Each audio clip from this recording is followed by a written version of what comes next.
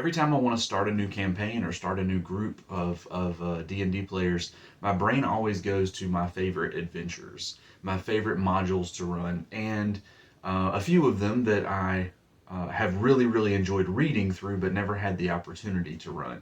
And the interesting thing about my favorite modules is that they all have really strong Underdark themes. If I just started naming off my favorite modules that I've ever run, you'd get Night Below at the top of the list, Out of the Abyss, the old Shards of the Day module from Dungeon 60 something, I think. And then Rise of the Drow here is one that I've really wanted to run for a long time, but I just haven't had the opportunity. What is it about the Underdark that makes that setting just so compelling to me?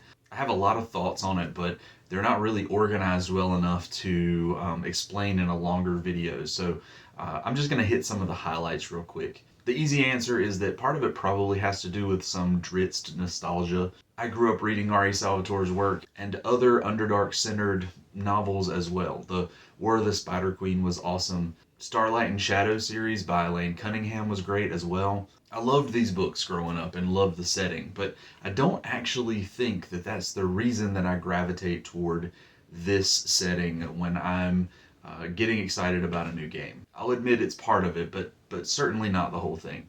I think the real thing that makes the Underdark so compelling to me is that the whole thing, in my opinion, is like the perfect points of light setting. There are tiny spaces that are more or less civilized, not necessarily safe, but at least civilized, and then loads and loads of wilderness in between that players need to explore before they get to the next point of civilization. And all that wilderness in the Underdark is basically just a big dungeon. And as a GM, that is really fun for me to run.